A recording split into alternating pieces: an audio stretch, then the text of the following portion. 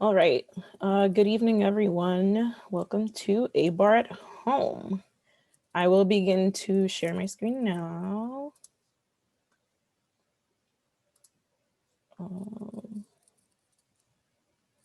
Let me see. Give me 1 second. Just do it here.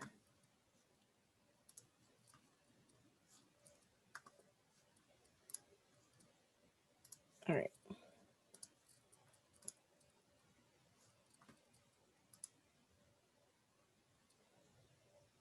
Perfect.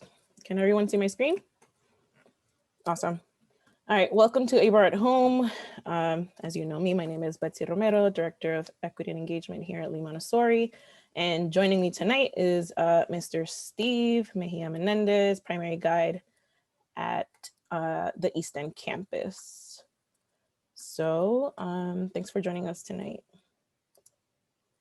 And for today, some of the things that we'll be talking about, we'll be doing our land acknowledgement, going over our community agreements, revisiting our ABAR goals, talking about what the prepared adult is, what the prepared environment looks like, and talking a little bit about the child and what ABAR at home looks like for us.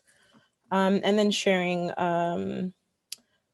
about our ABAR family booklet that was sent out and additional resources for you to be able to continue or start your journey within ABAR as well. Mr. Steve, can you do the honors for our land acknowledgement? Sure. Good evening, everyone. Our land acknowledgement is as follows. We, the community of Lee Montessori, honor the unceded and stolen lands of the original protectors of the lands we now call Washington, D.C. D.C. sits on the ancestral land of the Anacostans, also documented as the Nakachank, and over time, neighboring the Piscataway and Pamunkey peoples. Let us now give a respectful and brief moment of silence.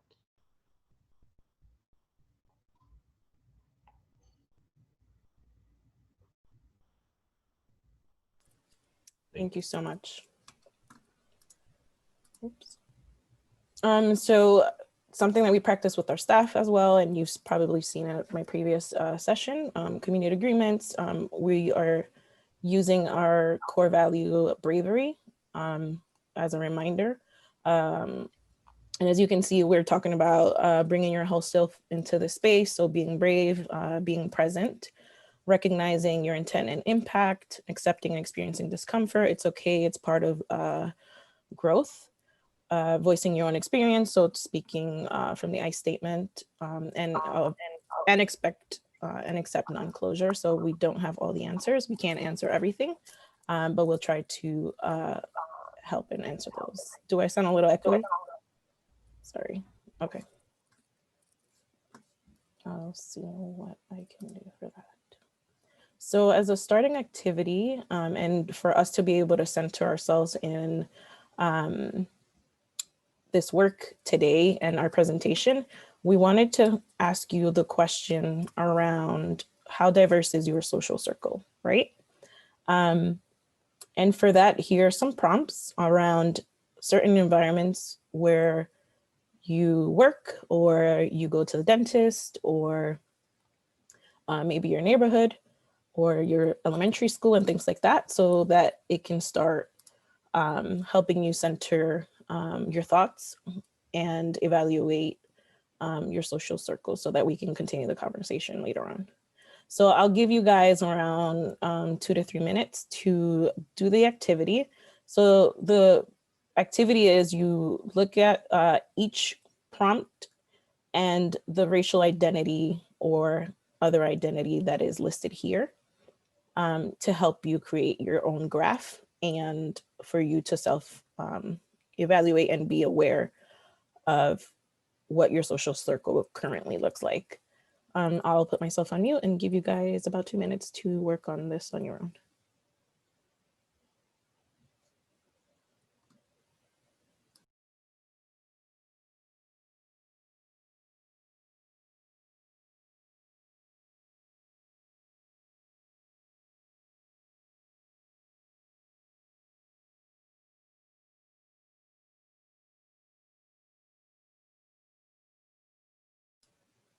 I think Geetha, you wrote all over the screen. Oh my God. I'm so sorry. I'm on my phone and I'm like, I have no idea how to do this on my phone. Yeah, no, it's fine. Like you can just jot it down on like your notes. I'm so sorry. Yeah, no worries. Multitasking here. It's fine.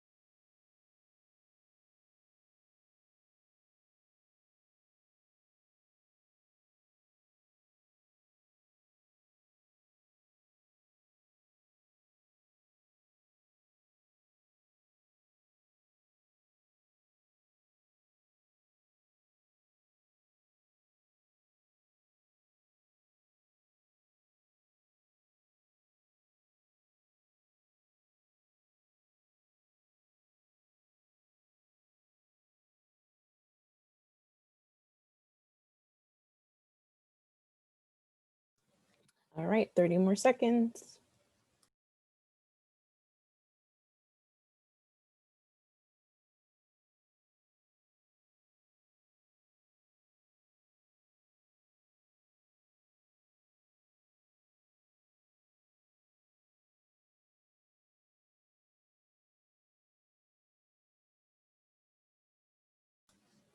All right, perfect.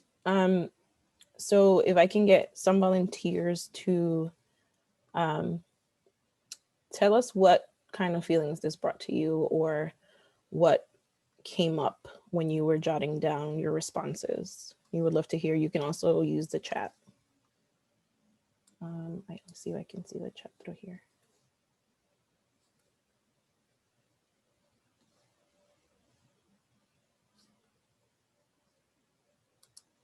And you can unmute yourself, of course.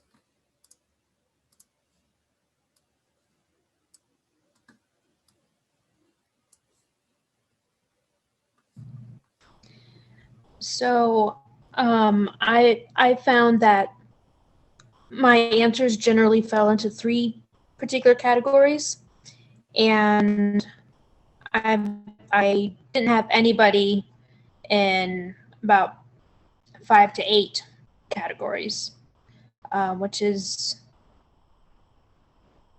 upsetting.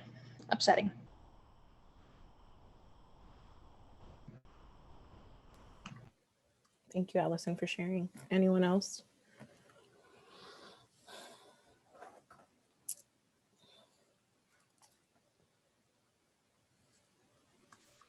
Yeah, I have this sort of the same thing. Yeah, I really didn't have much exposure to a diverse population until, yeah, when my family moved to this area, you know, uh, 15 years ago or so. And it's still very sort of split. You know, I don't have a very diverse workplace, and it and really, you know, the diversity in our lives is mostly through our kids, and some close neighbors around us, and it's just sort of highlights just how few of these other categories we actually interact with.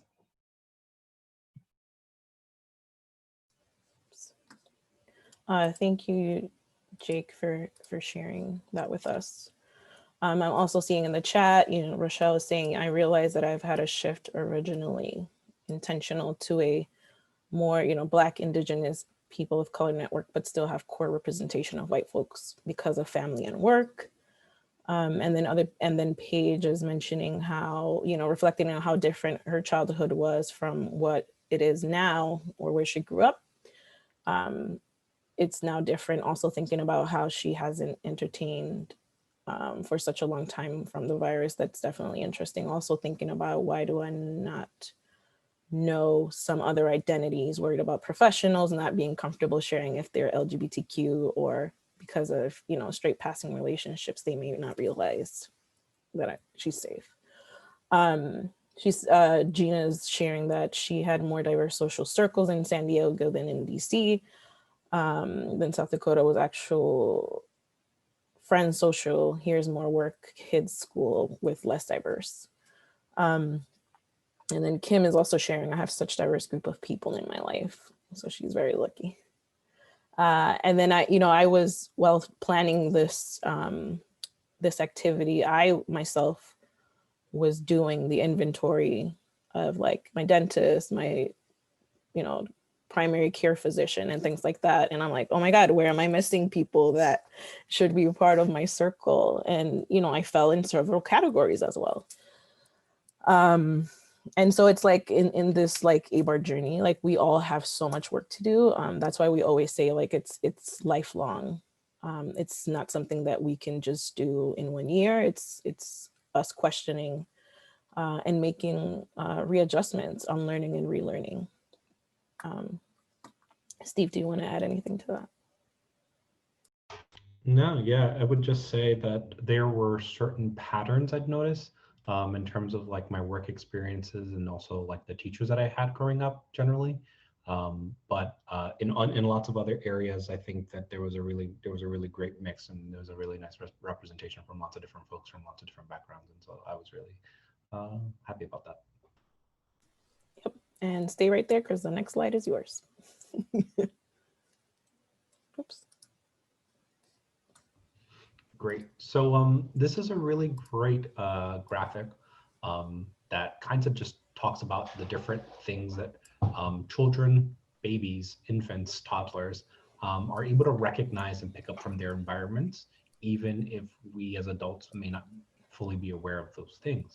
And so a refrain or a concern that often gets brought up when we're talking about issues of race or just the topic of race in general, people feel that their children are too young to understand differences, when in fact, you know, babies of just a couple months old already start demonstrating preferences for dolls or images that reflect the people that are found in their household and in their environment. And so, you know, if at that age children are already expressing preferences of some nature, then, you know, our education for our children should, along those same lines should begin at that age as well. And so you can see for yourself that, yeah, that it starts as early as under the year of one, and it already and it spans and it really spans the gamut. Obviously, age-appropriate conversations about race are really important. The kind of nuance and vocabulary that you would use with a child at the age of 2 is very different than you would use with a child who's 6, right? Their minds are different, their levels of understanding are different, their experiences with the world are wildly different, and so you know, just having this as a guide and as a reference can be really helpful if you're unsure what to talk about or when to bring it up. You know, I think it's reassuring to know that it's never too early to kind of have those conversations and to start building that awareness.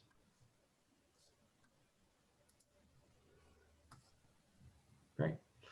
So this is an infographic that shows, I think that the numbers have been cut off. I don't see it on my screen. Oh yeah, oops.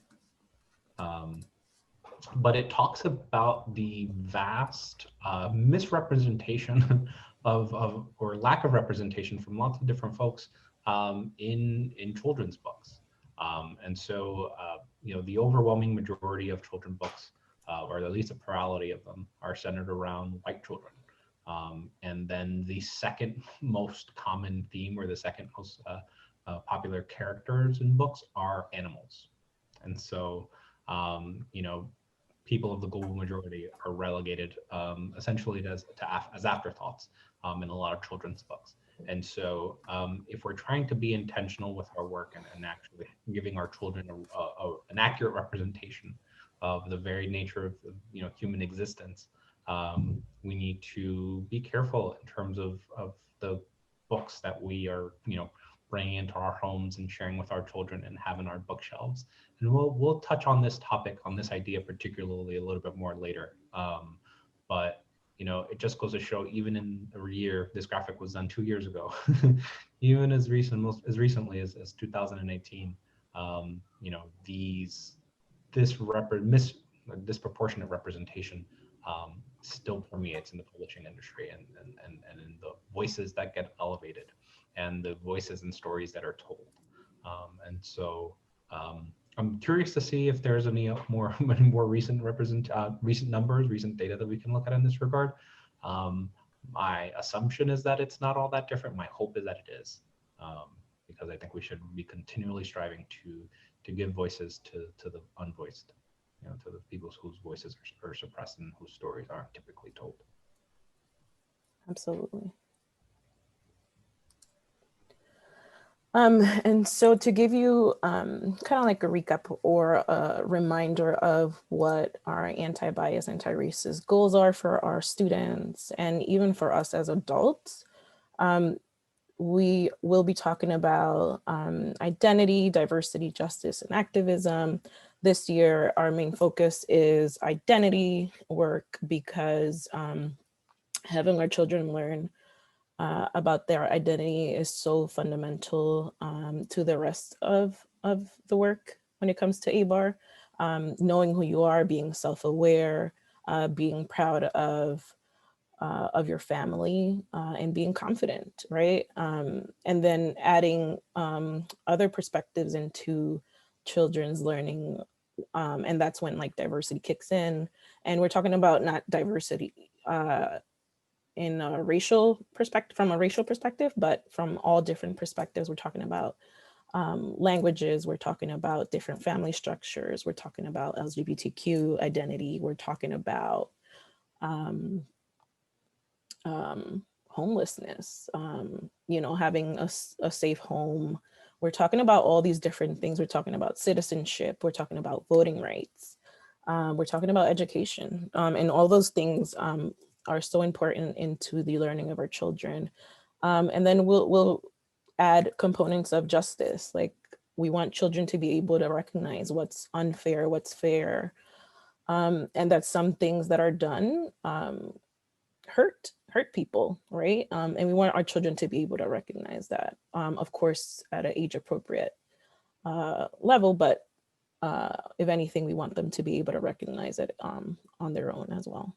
And then last but not least is activism. How do our children become advocates for themselves and others? How do we help them empower themselves to be able to act against prejudice and discrimination or discriminatory actions against themselves and others?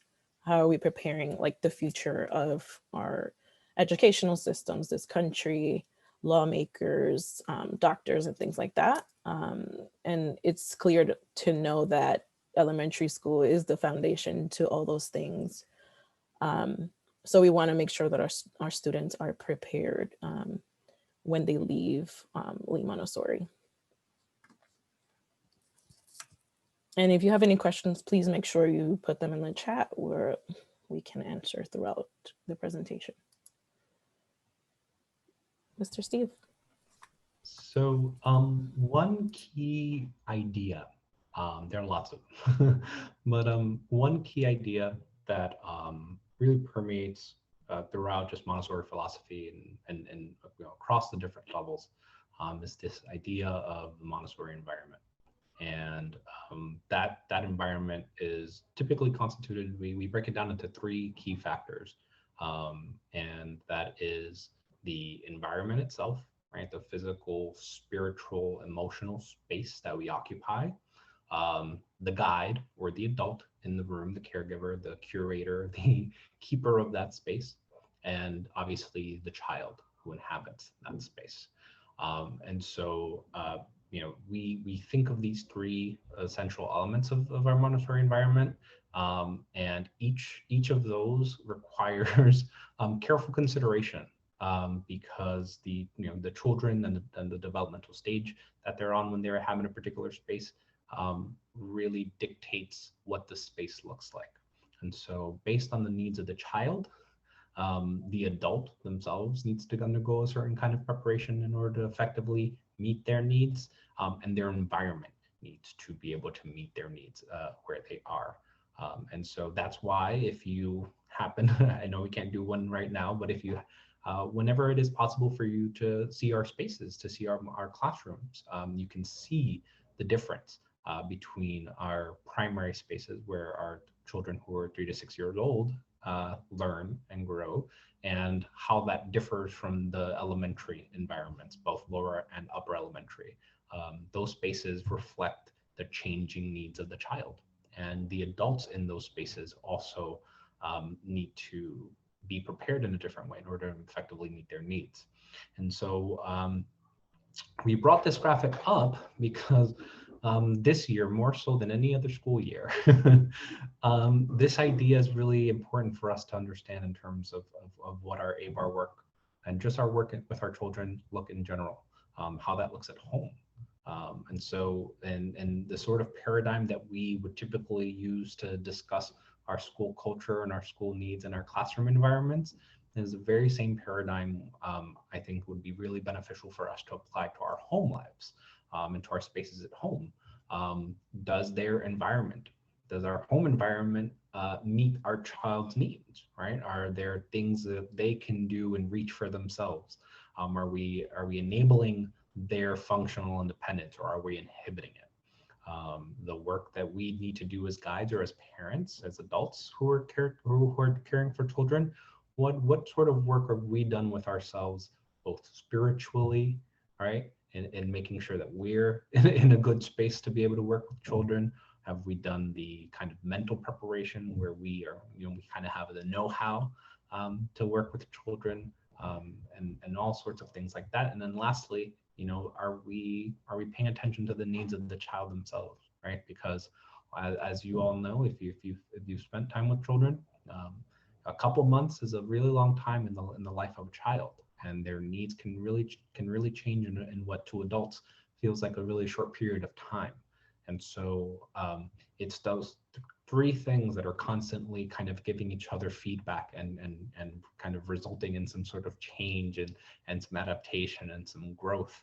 That is really, really helpful. It's a really, really helpful idea to kind of hold in your head as we continue to talk through some of these things. And I believe the next thing we're going to look at is the prepared environment, what kind of breaking that down. And we'll look at each of these and break them down.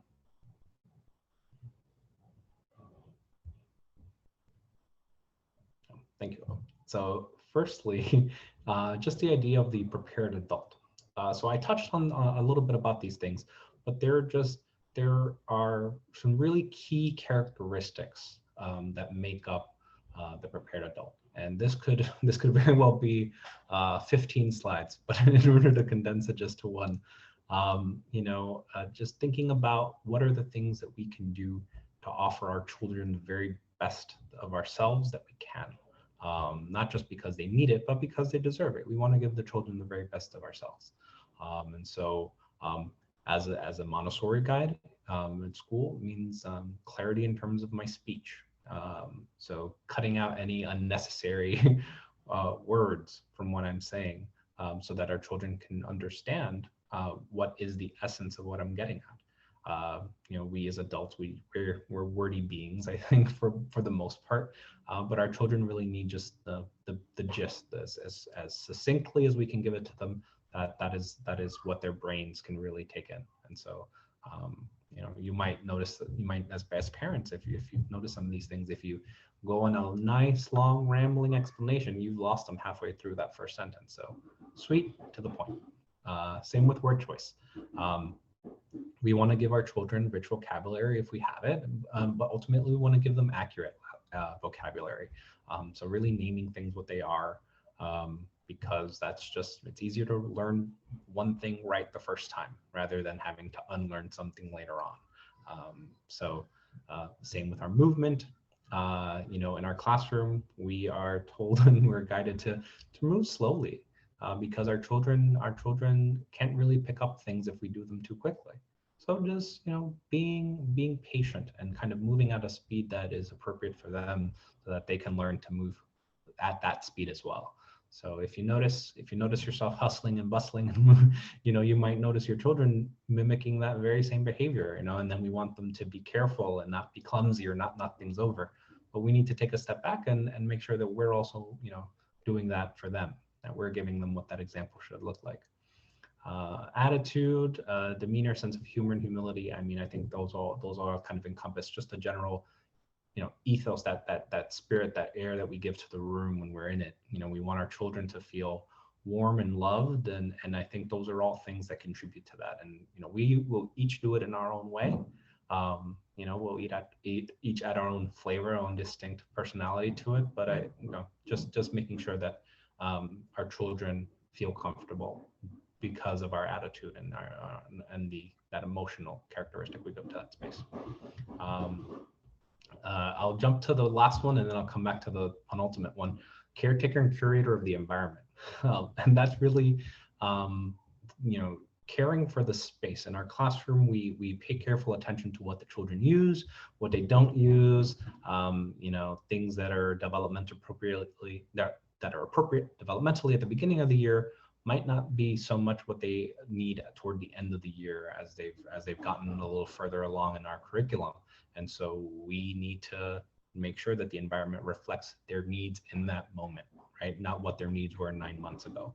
And so as parents too, you might have certain layouts in their bedroom at first, and then over time you realize that their bedroom needs changing, right? And that just comes from what you see from them and how they interact with their space. And so that's what our job is in terms of making sure that our spaces are appropriate for them.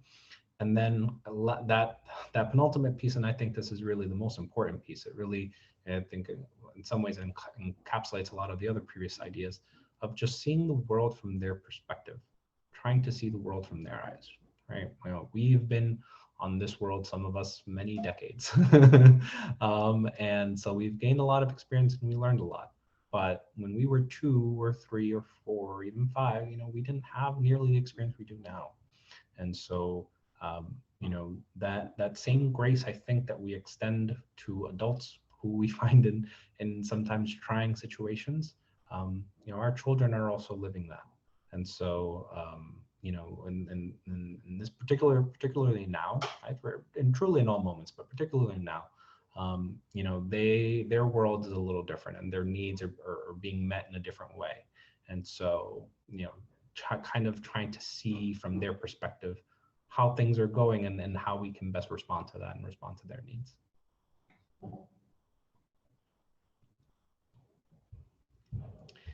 So the prepared environment. So here I have there's some just overarching, some general qualities we want to find in the spaces that we provide for our children. And there is actually a third picture that I had wanted to include in this slide because originally, none of these things were on the shelf. Originally, that shelf had some speakers and it had, some electronics and things like that. On top of that was a TV. That was our space. That was our living room. But once my wife and I, kind of got the news that we would be doing, distance learning essentially, and then we would be staying at home, we quickly realized we needed to make sure our son had space for his things so that he could kind of do necessary work for him that would be appropriate. And so all of that other stuff kind of got taken out, and some of his things started taking up some of our shared space because that was where we felt the need was greatest, right? We don't need to watch TV necessarily right now, so that's kind of gathering dust upstairs. But his things, we wanted to have out so that he can go and find and choose things on his own. And there are just certain things that we want to make sure that he doesn't have to think about. His safety. We want our shared spaces and spaces that he inhabits to be appropriate for him. We want them to be yes spaces. And so a big flag for us and whether our space that we've set up for our children is appropriate or not, is if we're constantly finding ourselves saying, no, don't touch that, or that's not safe. You know, they're children. They're not responsible for thinking of their own safety. That's our responsibility. And so, you know, we need to make sure that those electronics that you don't want them getting into are put away. If you don't want them getting to the outlets, or you're afraid for them to, you know, maybe stick their little fingers in there, there are some outlet covers that you can put over there that are practically impossible for them to get out on their own. And that can be peace of mind for you, so you don't have to find yourself constantly worrying about what they're doing. So that's really, you know, where you need to like carefully, you know, look out and see and reflect on patterns of your behavior and of their behavior, and see what works for you. There is no one size fits all in this case, because everyone's home looks different, everyone's environment looks different. But it's that idea, just like some of these ideas, that as their needs change, as you know, their environment should change as well. And so, you know, that top picture is like some of the things that we had laid out originally, and then now on the bottom one has some of the things that he's interested in and he's working on now. And so, you know, there are some things that are similar, there are some things that are different, and you know, it'll continue evolving and it'll continue changing as his needs change.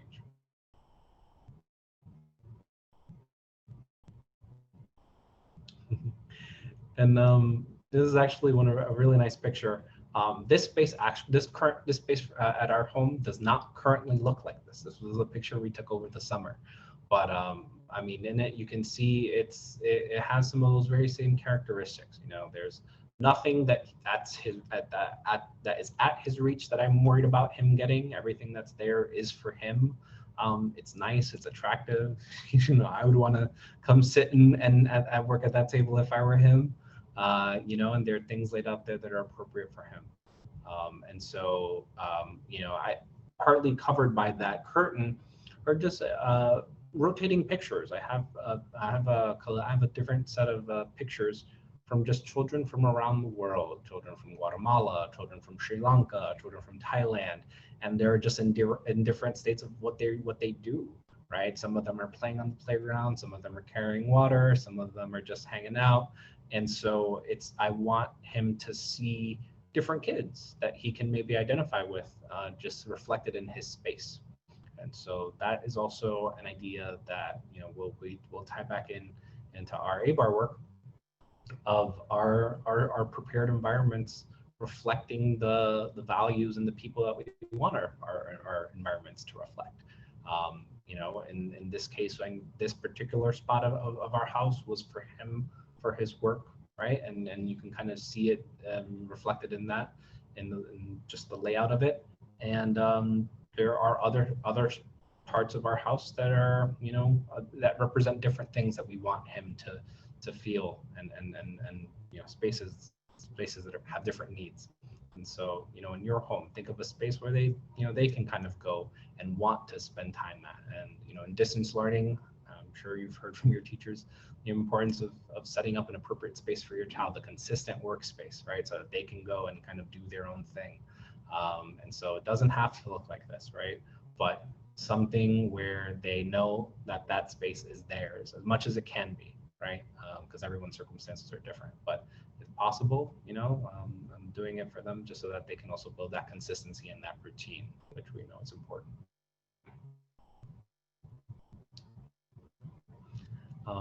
And so we've talked a little bit about the prepared adult and the work that we have to do with ourselves, not just as guides, but, you know, in our ABAR journey as well. And that looks differently for all of us. The environment, you know, in our classroom environment, we have certain needs. In our home environment, we have certain needs and certain values that we want reflected in that space. But if anything, like, the most important person is the child doing that work. And so, you know, I really like the quote by Bruce Lee at the bottom. It goes, if you want to learn how to swim, jump into the water.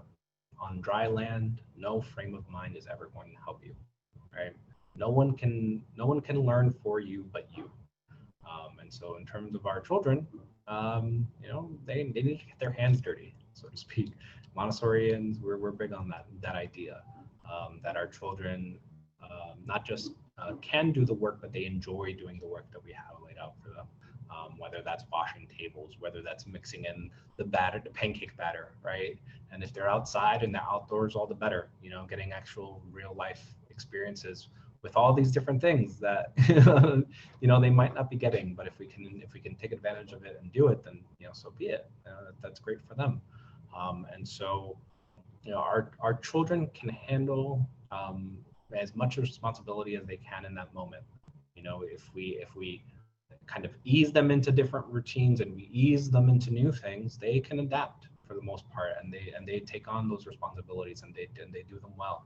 And so much in the same way, kind of the graphic we looked at a couple of slides back that talked about the different kind of awareness that children have in regards to race in particular, you know, they are ready to accept what we can offer them. And so, you know, the conversations that I would have or the things I would notice with my child at 2, right, are going to be, we're going to have slightly different conversations now that he's approaching 3. And they're going to continue to evolve, and there'll be added nuance, right, as time goes by. And I'm going to be very observant. I'm going to notice the things that he notices. I'm going to notice the things he's drawn to and things he's paying attention to, because that then helps me decide where to steer our conversation, right? And I'm going to notice certain patterns of behavior. So that's really, you know, this is really ultimately for them. And so we need to be mindful that our work at home, and just like our work at school, our work at home is for their benefit. And so making sure that we can offer them the best we can, that their physical space and emotional space and spiritual space can offer them the best that it has to offer, so that they can, you know, internalize that and reap the benefits of that.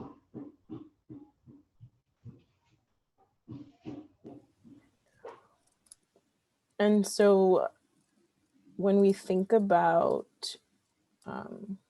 all the things that Mr. Steve was sharing with us, I'll be sharing some things that I do with my family and my kids, that it's obviously not cookie cutter, because like Steve was saying, every environment is different, every family is different, family dynamics, culture, all those things are different. But I think that intentionality is always so important.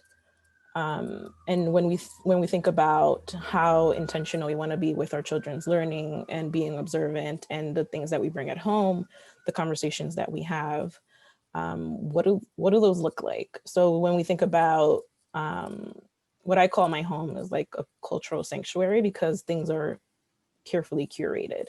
And when I say that, it's like I'm bringing in things that are part of my culture, foods and things like that. But, you know, we start with talking about consent. So it's like we talk about the importance of having people give you permission to be able to do something and accepting their response. Even though our children are small, we can practice and model this at home with, you know, parent to children interaction or sibling interaction. I have a huge age gap between my children. I have a teenager and an 8-year-old. My daughter's 17 and my son is 8. So the dynamics are super different from siblings that have, you know, they're proximate. They have like almost the same age. So the dynamics there are different. You know, I speak to my son and say, like, if your sister says no, it's no, and that's it. No negotiating around that. But it's also like, how are we as adults treating our children with respect as humans, and not using our power over them like they don't have a say. So like even thinking about little things like taking their picture or giving them a hug, or, you know, all these little different questions that we could ask to start practicing consent at home. Because that will also transfer to school and their social interactions with other students, with adults at school as well. And then we think about, when I talk about, you know, again, my home, I always look at, you know, curated and vetted books that I'm bringing into my son's library, or my daughter, or my own. Along with my partner, we both work in education, and, you know, reading is one of the most important things that that we do at home to to be able to support our children's learning. If you can see my son with a fake mustache on the top, we were talking about how people in Puerto Rico play dominoes, and he said he wanted a mustache, so I drew one with eyeliner while he played dominoes. But you know, it's a way for him to have kind of like the full experience at home. And on the other picture for this year, actually, he was Jackie Robinson for Historical Halloween, where he, you know, drew his own shirt because we didn't have one, and he wrote with a marker. But he wanted to represent Jackie Robinson to his class, which was great, and talk about, you know, his fight against racism. So he did a whole, you know, report and shared out, which was great. And then when we think about, you know, curating books, like I mentioned before, it's about the different topics that especially like affect me or my family, but also like others in our community, what we call windows and mirrors, right? Like we want to see others in the book content and then see ourselves reflected in our books as well. So as you can see in the picture, there's one called La Frontera, which means the border. And I mean, that's one of my favorite books, but it's also about, you know, immigration status or citizenship status that we talk about. We've talked about what's a refugee, what is a shelter. I had mentioned before, different family structures, different gender identity and expressions. We've talked about what love means to people around the world, what different types of foods people eat around the world, what games people play around the world. Some of our favorite ones is, of course, dominoes, but we also play Chinese checkers, mancala, card games, loteria, that I grew up playing, and now my kids play, of course.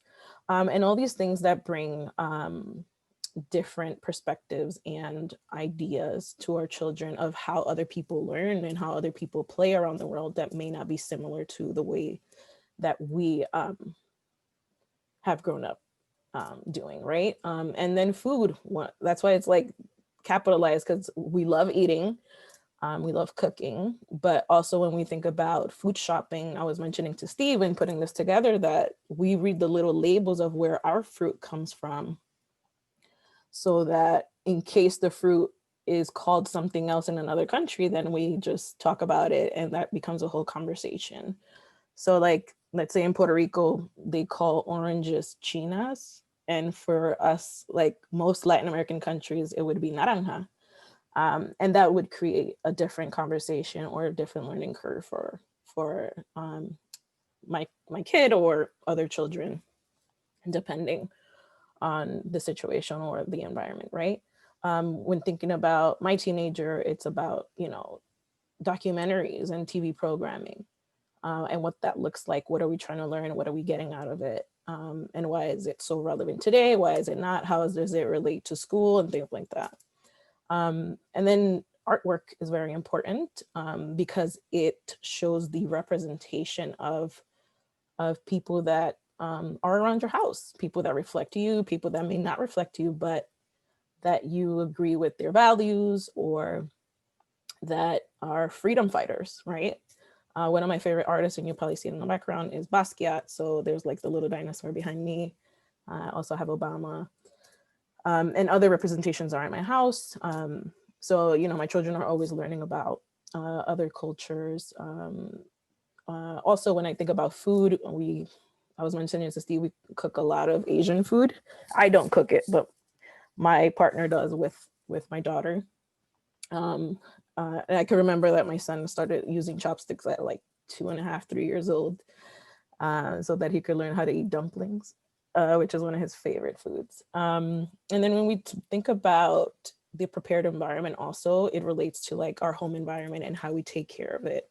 I have a lot of plants, and my son and I have like this plant hospital that we call to repot our plants and make sure that if the plants are having babies, we repot those so that they can keep growing and things like that. just to give him a sense of responsibility, but also a sense of being grateful for the environment and all the things that Mother Earth gives us. And then we think about geography. We're thinking about like things that have maps, world atlas, encyclopedias, things that give children the context of the vast the amount of countries that are around the world, and not just be siloed into the United States, especially because DC can be diverse. We have so many embassies here, but also the different cultures that have come here because of wars and because they're refugees or just in general migration, right? And another big one for me is music. I love to dance, and I listened to all types of music as a kid. I grew up listening to a lot of reggae, soca, calypso, merengue, salsa, all of that stuff was part of my upbringing. And it also has been transferred to my children as well. And then when we think about how I incorporate other cultures in our home, it's around having conversations and our friends and how they bring up their culture with their food when they come over, and modeling those behaviors, modeling those relationships with the people that you are friends with, or your neighbors, or people in the street. Also, trying and cooking different types of foods that are not your own is a good way of teaching children about other cultures. Buying that cookbook that you always wanted to get, especially now that we're home. Now is the time to try and cook something different. And then introducing people from different nations. And I use different nations because I'm also including Indigenous folks in this context, and thinking about teaching my children about people with different abilities, gender expressions that I had mentioned before, different living situations, citizenship status, family structures through books, music, art, and TV. Books are so important to begin conversations, but it's not the last thing that you should use. I think that books are the conversation starter, but there should always be a follow-up to that conversation, because it can only do so much. And especially when you think about like lived experiences, children want to know about you and what your experience at school was, how fun it was to learn about, the parts of the plant, or who taught you how to play dominoes, or how did you learn how to cook a pupusa, which is what my son is doing in the bottom picture.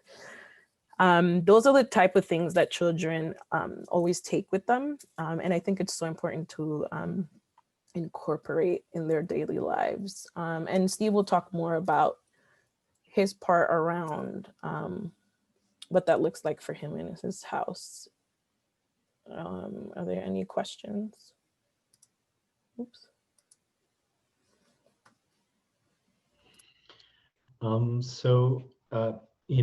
Centering it back to what we laid out as our ABAR goals for this age in terms of identity, not just self-awareness, but confidence and family pride and positive social identities. A lot, kind of like what Betsy said, a lot of these introductions happen through books. And so, they are a foundation, and making sure that we carefully curate and select the books that we have our children read are really, really important. Books that on the cover look really nice, if you actually sift through and read them, might have some problematic elements to them that you necessarily don't want to bring into your home. So, making sure you read all the way through and actually think about, what your children might take away from that is really important.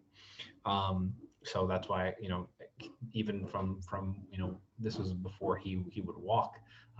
We had his board books on a little basket on the floor so that he could reach them and he could look through them, and he developed that habit at a really early age because we would read all the time. We're a family of readers, and so just that idea that our children are what they see in their environment. I'm going to say that again. Our children are what they live in their environment, and so if we foster that environment of literacy as a normal component of what we do, that's what our children learn.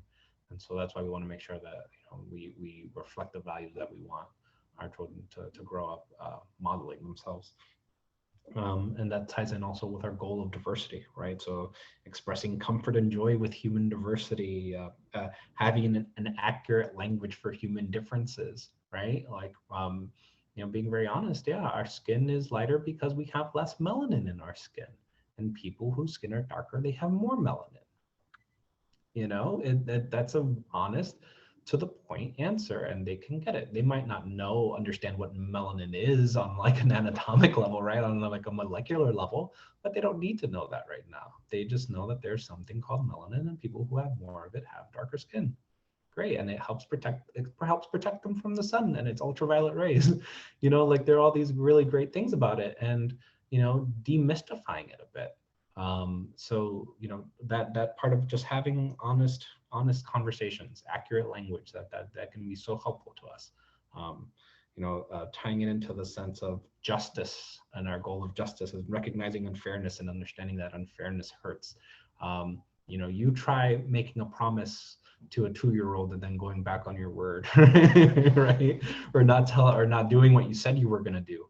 That can cause you a whole host of problems. And so just being impeccable with our word and modeling that, and they understand that. They even though they're young, they get that. And our goal of activism, right? Of demonstrating a sense of empowerment and skills to act against discrimination or unfairness. That ties into our goal at this age of having them be functionally independent, right? Being able to do for themselves. If they can do for themselves in terms of their bodily needs, then what's stopping them from acting in ways of that, when them standing up for things that they believe in, right? Or standing against things that they think are unfair. And so I included this picture here. That's actually Julian's grandfather. They were installing bookshelves on that wall, and he saw his grandfather, when he grabbed his hammer, and he immediately looked at it and wanted to use it. And he went to his little toy chest and he got out his hammer, and he was hammering there with his grandfather, because that's what we do, right? So that was just a really nice example of him just doing what he sees in his environment. And you better believe that as of right now, he does have an actual small hammer, a functioning hammer that he knows how to use and has used to actually, nail some things on our deck. It's come in handy, and he likes it because he feels that he has power to shape and to impact his environment. And that can look so many different ways. Even just from the very simple act of being the one responsible to make sure our pets eat, right? He's the feeder now. And so, that's something that he's verbalized that now at this point, where he's like, she's happy because I fed her. Yeah, you're right. You can impact your environment. And so we want our children to feel that. We want that on lots of different levels. And so that independence bit is really, really important. And so you can read on the side over there, but it's all encompassing and crosses lots of different things.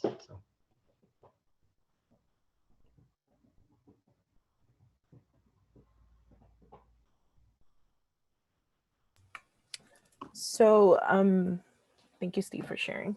I wanted to also say that I sent out before the break, the ABAR family booklet that my team worked so hard to create for you all.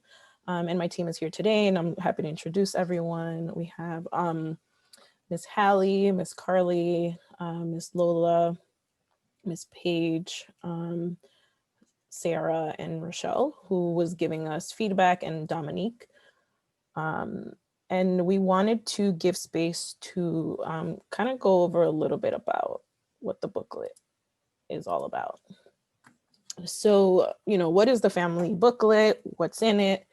I always say that there's the most important partnership for us at Lee Montessori is our families, to be able to support the educational development and well-being of our students.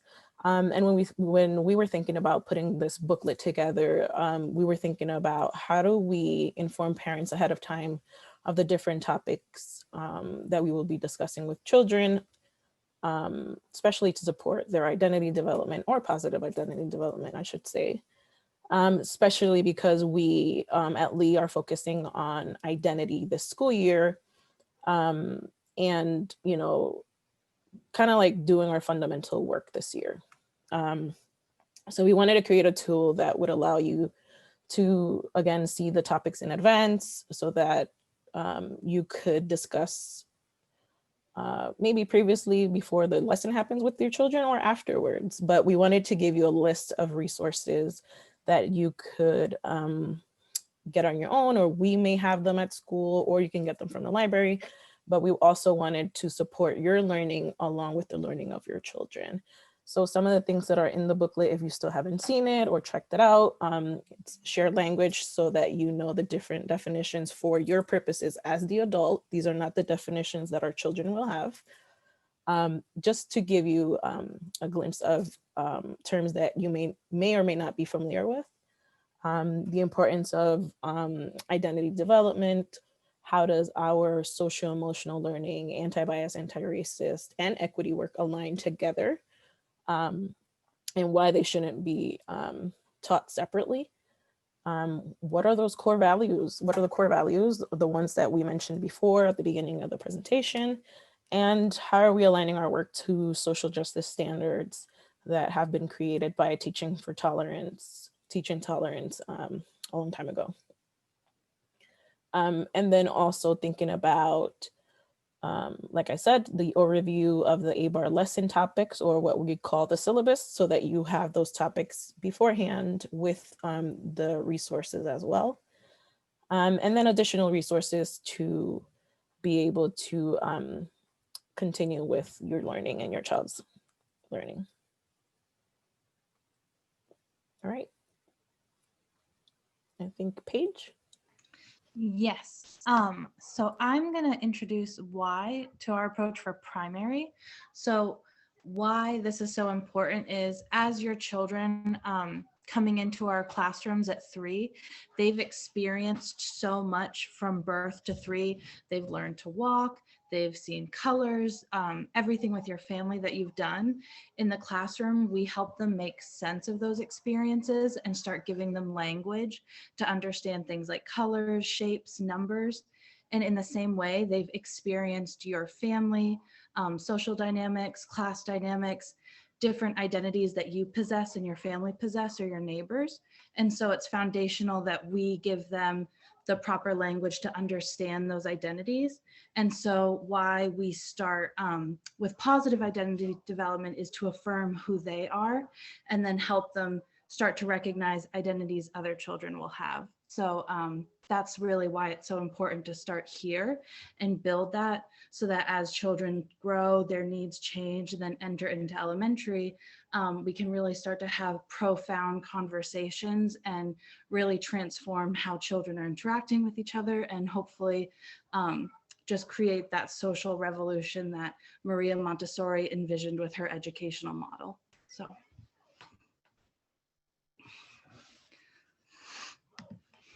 And that's pretty much my synopsis. If anyone has any questions, these are a couple points, bullet points, you can read about it as well.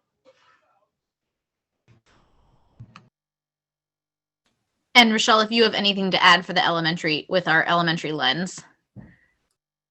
I think that the other reason that as Paige said, when kids get to elementary, they will have had a lot of experience of noticing difference, and really in elementary, we're teaching them to ask questions about why, to get to the why. We present them with the idea that all humans have the same fundamental needs.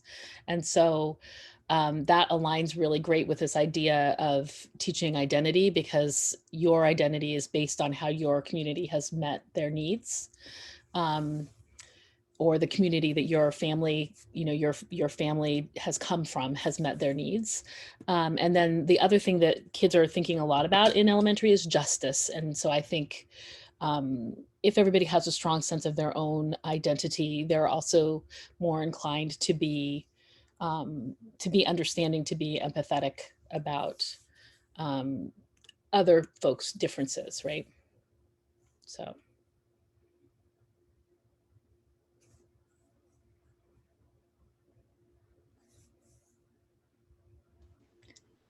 And this is an overview of the primary ABAR curriculum so far. And all of this this was pulled from the syllabus that's in the booklet, but just for folks who haven't had a chance to look at it yet, we wanted to share it here too. Beginning in the spring and into the summer, a group of us started meeting to create some lessons around ABAR topics. And like Betsy shared, the family booklet is like the introduction to what we've been working on. These are the topics that we've been working on creating lessons so far. And as you just heard from Paige in primary, we are really focusing on positive identity development using mirrors, windows, and sliding doors. There's a great graphic in the booklet that explains that concept as well. Knowing that we eventually would like to create lessons for all different identities, but that we had to start somewhere, we decided to focus on race and gender as they are identities that are very visible to young children. We also included a lesson on consent because, as you can imagine, when exploring identities, similarities, and differences, it's really important to make sure that everyone's bodies, autonomy, and decisions are respected. Imagine that we're talking about skin tone and melanin and looking at our skin in the classroom. This is really for more in person.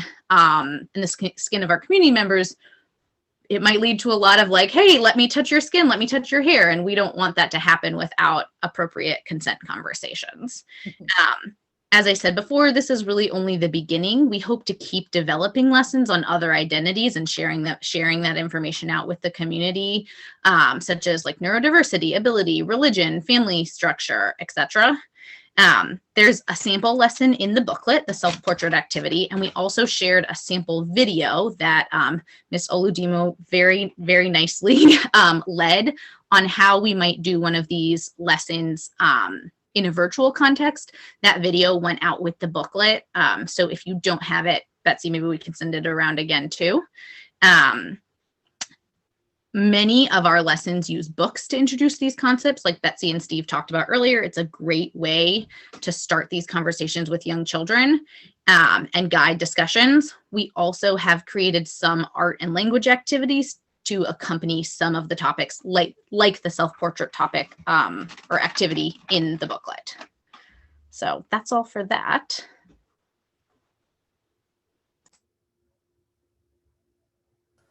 And so, I'm like the queen of resources. So I'm always trying to help people, continue their learning at home, whether it's online content, monthly subscriptions, book recommendations.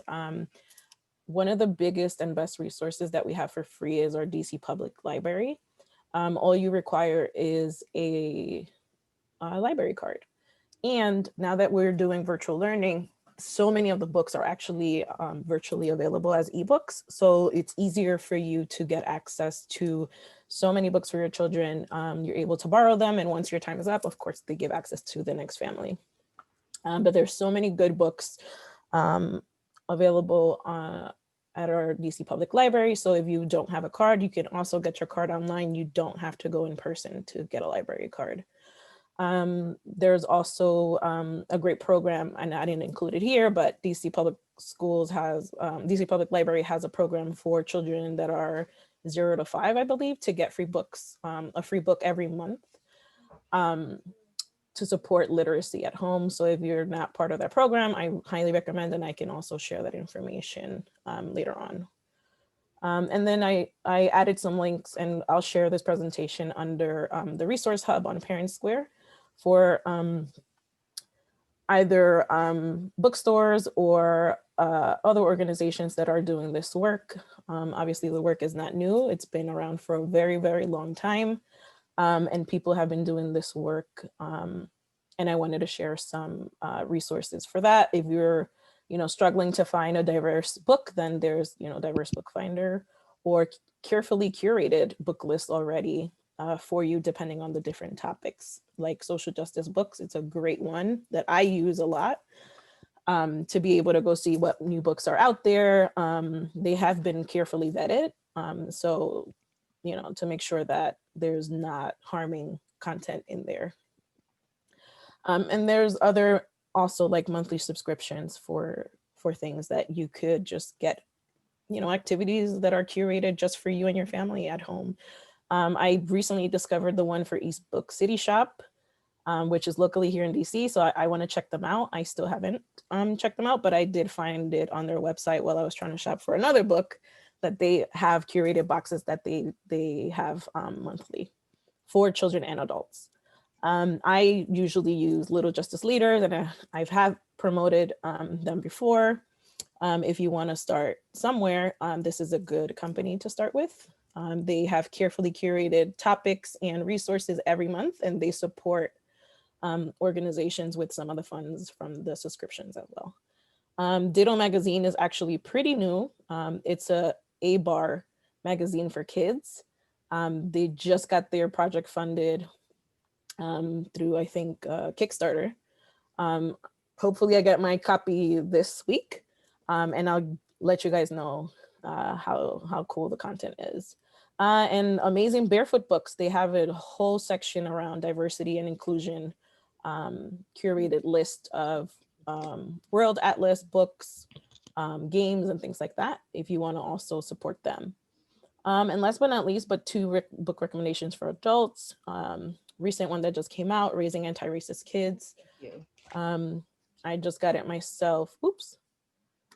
I just got it myself, but I haven't read it yet. I'm looking into that. And then another one, Raising Anti-Racist Kids, but this is an age by age guide for parents of white children specifically.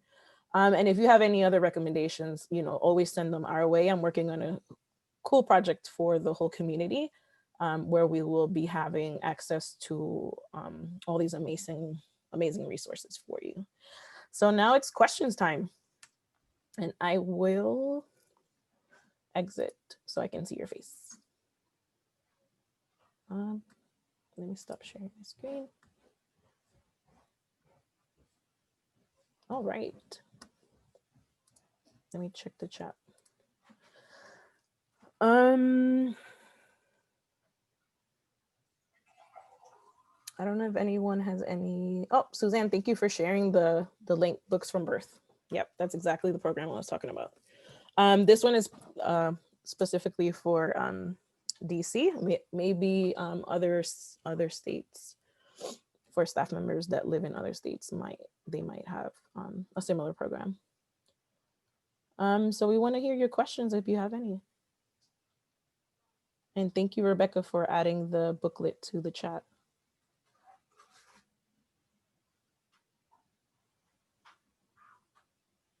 Can we share it with other outside of our school if that's okay?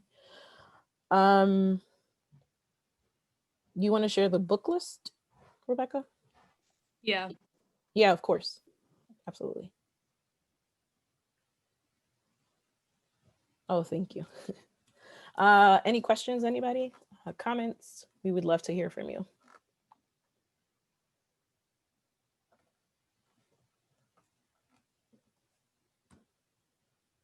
I guess not. I think that when we were thinking about ABAR at Home, we were thinking about just kind of like showcasing some of the things that we've done at home, not to make people feel uncomfortable, like they're not there, that they don't have the right tools and things like that. Something that Steve and I talked about last night actually was that it doesn't matter how many resources you have, how many subscriptions you have, and all these things, if we're not honest with our children, we're not having the accurate language, and we're not being observant of their needs. Because as I mentioned, I think in the booklet or in my message to you guys when sharing this, it was like times change, and so should we. And Lee, Lee is committed to this work, and we're trying to make the shift to serve our community better, to ensure that we are representing our students in every way possible, whether it's through this work, whether it's in the classroom, whether it's virtual. We want to make sure that we're making the proper adjustments to be able to serve our children's needs. And when we think about that, that's really equity, right? It's giving our children exactly what they need. How do you navigate television movies, especially right now during the pandemic? Do you have resources that help you find the right TV show movies? I suspect you could probably do a whole other seminar on this topic. Absolutely. I'll share first, and then Mr. Steve could probably share. Yes, PBS Kids is amazing. They have amazing content curated for conversations around almost anything. They have like having hard conversations about incidents that happen, racism. They also have conversations about voting. I think I shared that one with you guys earlier when the whole voting season was coming to an end. They also have, when I think about Netflix has amazing content as well. There's this movie called Pachamama, which is about Peru and the way that their culture around the Incas, right? And how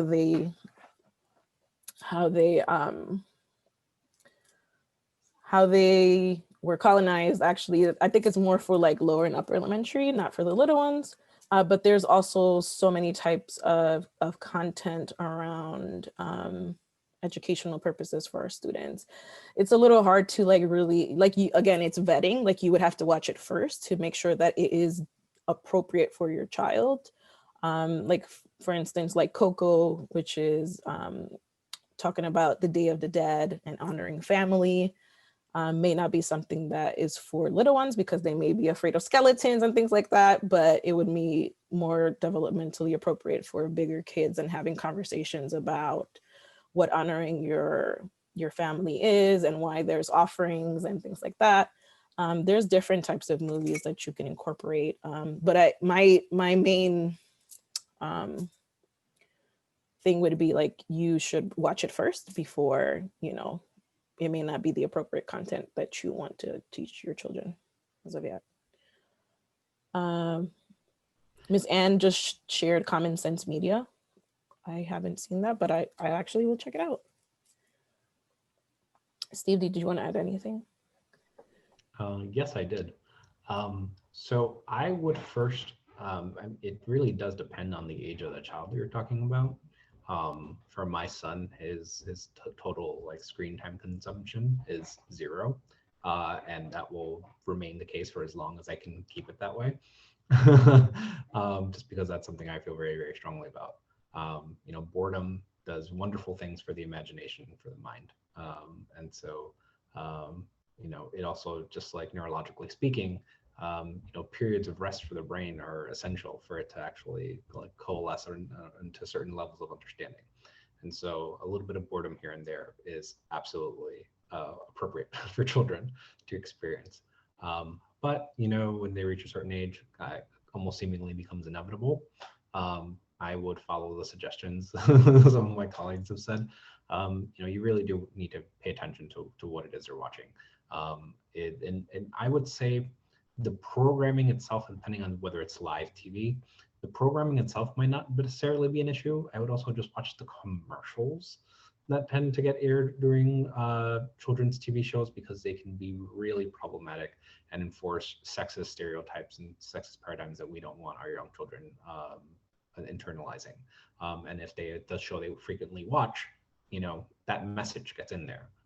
And so, that is a, just know that if you're gonna do programmed television, then that's a risk. That absolutely is a risk. I believe it is a little bit easier to manage on things like Netflix or YouTube, or certain shows where it's literally just what the programming you have in mind is. And I would also be very mindful of the amount of time that they spend on it.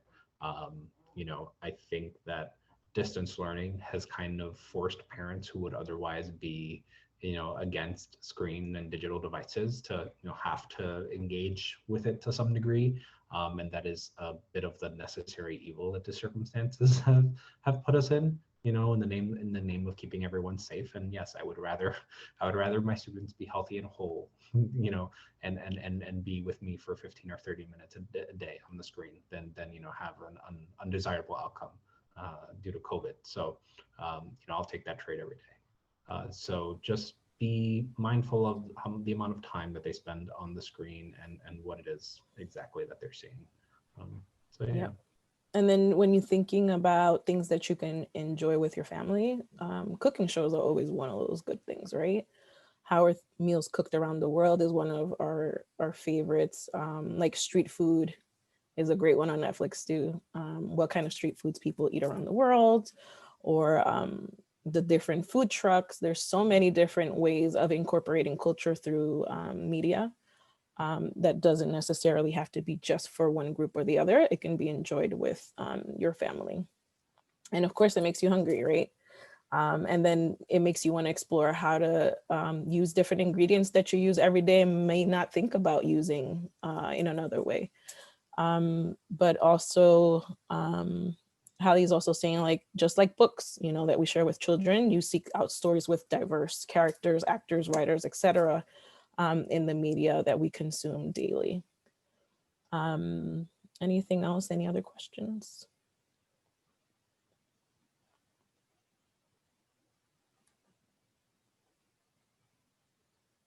I guess that's it. I know that the FTA wanted to make an announcement. We also have a survey that we want to give you guys at the end of the session so that you can fill out. Latoya, are you here? And Sarah's here too, so perfect. If you want to say something. Yeah, we're both here. Thank you for letting me intrude on the session. Hello, everyone. We are at our final push, at least for the Brooklyn folks, for our Giving Tuesday campaign. So I am hoping that we're less than $200 away. So I'm hoping that if you haven't already given to the campaign today, that you will help us reach our goal of $5,000 and give something with the $200 that we have left to reach the goal. And of course, to everyone that's already given, we greatly appreciate it. And we'll also have a general body meeting this Thursday for the Brooklyn FTA at 6. So join us for the meeting to learn about what we're going to do for our December event. Sarah, did you have anything you wanted to add?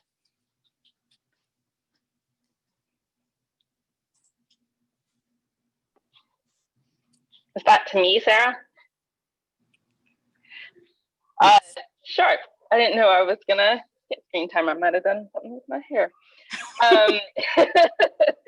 We, the East End FTA, just during this Family University met our goal of $1,500. So thank you so much to everyone who donated. We are really excited and grateful. And if you didn't get a chance to donate yet, every small amount counts for our brand new and small but mighty East End community.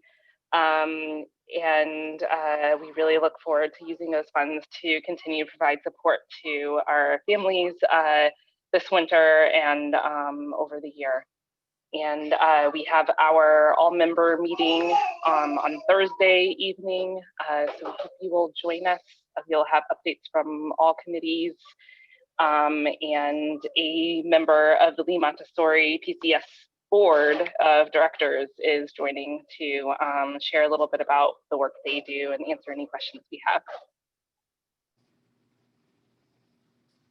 Awesome, thank you both. Alex will be sharing the survey that he wants us to fill out, or you guys to fill out. As usual, you can always reach out to me. In this case, you can also reach out to Steve if you have any other questions. Thank you, Steve, for joining me tonight. Thank you to the staff members for joining us and supporting this work, and to my amazing primary curriculum team and the elementary curriculum team that's also working on their version of this work as well, that we'll be sharing hopefully soon, maybe starting in January with you guys, so that you can also see the elementary version of this work. I just want to remind everyone that we can't do this work without you. Everyone is a key to ensuring that this work can be done. It's a collective, it's a work that has to be done collectively. It takes leadership, the board, our executive director, it takes me, it takes our teachers, you as a parent, and our children, to be able to get this work done. You know, it's crucial. Lee was already at the forefront before, you know, everything happened in the summer. And we just wanted to make sure that we are doing this work even harder and making sure that, you know, our parents are aware of all the things. We are true believers of trust and transparency. So in our trust and transparency, we wanted to give you an overview of the topics that we would be discussing in the future. And if you find any resources out there that could help us furthering our work, please send them over. Again, I'm working on a huge project that will help us and help you have access to resources at your fingertips. And it would be also not just for the Lee community, but for our school community here in DC and beyond. Thank you all for being here and sharing your spaces with us. We are so happy that you came and had a great conversation with us. Have a good night. Don't forget to fill out the survey, please. Thank you all. This will be shared on our YouTube channel.